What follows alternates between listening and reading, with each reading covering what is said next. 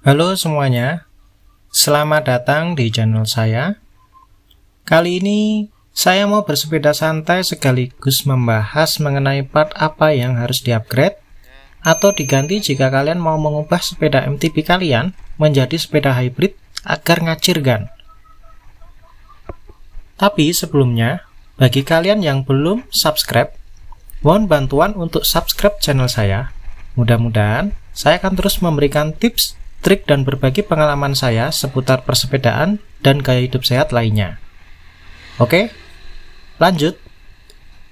Bersepeda merupakan kegiatan yang menyenangkan. Banyak orang memilih bersepeda untuk komuter, bersepeda untuk sekedar muter-muter komplek atau sekedar jalan-jalan pagi atau sore hari. Tapi ada pula mereka yang bersepeda untuk berpacu dengan adrenalin, baik itu bersepeda di jalur yang ekstrim atau berpacu dengan kecepatan. Dari sekian banyak macam sepeda dengan berbagai peruntukannya, ada satu jenis sepeda yang menggoda saya waktu itu, yaitu sepeda road bike. Awalnya saya pengen beli sepeda road bike, tapi memperhitungkan isi dompet, wah langsung deh saya urungkan niat itu. Karena sepeda road bike harga paling murah di sini itu sekitar 5 juta. Akhirnya saya jatuhkan pilihan saya ke sepeda MTB, khususnya MTB jenis cross country, yaitu Turanza 2606. Alasan saya memilih sepeda ini, selain kantong cukup, juga karena fiturnya kan. Remnya sudah hidrolis, kemudian rimnya sudah double wall, suspensi depan sudah bisa di-lock, dan ada preloadnya juga. Dan yang terpenting adalah framenya berbahan alloy 6061 yang tentunya ringan. Setelah sekian lama saya gowes naik gunung, turun gunung, terabas tengah sawah, akhirnya merasakan apa itu bosan.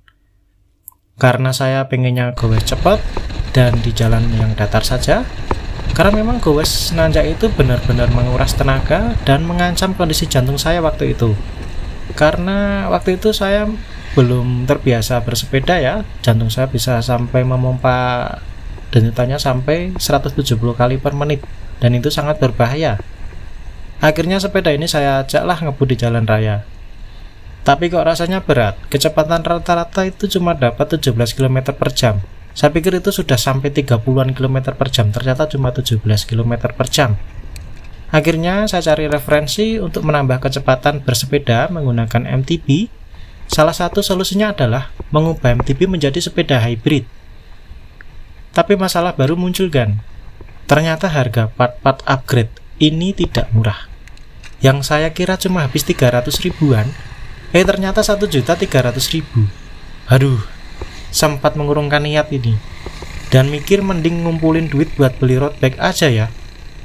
Tapi akhirnya saya menemukan bengkel sepeda yang menawarkan harga bersahabat buat kantong saya nih, dan memberikan informasi yang mana dulu nih yang harus diganti partnya supaya sepeda ngacir tapi kantong enggak tergelincir. Baik, langsung masuk yang pertama ya. Yang pertama yang perlu kalian ganti adalah bannya. Kalian ganti ban dengan ukuran yang tipis dan modelnya slick atau yang halus. Bisa dengan wheelset saat ini, jadi tinggal ganti ban luarnya saja. Tapi kalau nanti bannya luarnya ini kecil, kalian harus ganti ban dalamnya juga. Tapi jika kalian punya rezeki berlebih nih, bisa ganti yang remnya 700C. Tapi menurut pengalaman saya, ganti ke 700C ini tidak begitu mendesak sih. Karena tetap saja diameter terluar dari ban 700C kadang masih kalah besar dengan ban 27,5. Pengalaman saya dulu ganti 700 x 35C, ternyata diameter ban terluar ini masih kalah sama ban 27,5 inch kali 2,1 ban bawaannya Turanza ini dulu. Alhasil ini sepeda habis ganti ban 700C malah mengayuh pedalnya terasa semakin ringan nih. Dan yang biasanya saya tidak pernah pakai gear sprocket belakang yang paling kecil, saat setelah ganti yang 700 x 35C, saya langsung pakai ukuran yang paling kecil ini kan. Jadi dengan ukuran rim yang tipis, ban yang tipis, dan model kembangan yang lebih halus, memang sih meningkatkan efisiensi kita dalam menyalurkan energi ke pedal dan ban. Dan dari mengganti part ini saja, saya bisa meningkatkan kecepatan bersepeda saya yang dulunya 17 km per jam menjadi rata-rata sekarang 21 km per jam. Lumayan kan? Dulu saya ganti wheelset 700 x 35C ini habis sekitar 800.000 kan. Tapi ini sepeda setelah ganti ban nih rasanya masih berat kan. Meskipun kayuannya udah enteng, tapi dipakai di jalan agak menanjak, jalan halus ya nih, yang jalan raya, masih aja terasa berat dan bikin ngos-ngosan. Nah, dari sini saya ganti fork suspensi bawaan sepeda yang beratnya itu 3,8 kg dengan fork rigid alloy seberat 890 gram saja. Dan spare part lain yang masih terbuat dari besi saya ganti menjadi alloy semua, yaitu stem dan handlebar. Untuk penggantian part ini saya habis sekitar 600.000 kalau nggak salah. Dari mengganti ini saya rasakan sepeda udah kerasa enteng kan. Saya bisa melaju dengan kecepatan rata-rata 26 km per jam di jalan datar setelah mengganti part ini. Dan untuk jalan raya yang menanjak sekarang bukan masalah yang berarti lagi. Masalahnya adalah setelah tanjakan kan pasti ada turunan nih. Nah, ini masalah utamanya nih. Sepeda udah ringan, udah enak diajak nanjak di jalan raya ya. Kemudian tapi gear chainringnya ini terlalu kecil yang depan nih. Punya saya dulu bawaan 3 speed dengan chairing yang paling besar ini cuma 42T. Alhasil dengan chainring segitu dan diameter terluar ban 700 x 35C yang lebih kecil dari bawaannya, mengayuh sepeda dengan kadens sangat cepat rasanya itu cuma undergear gitu kan. Jadi nek wong Jawa iki ngarani ngiplik-ngiplik ngepite.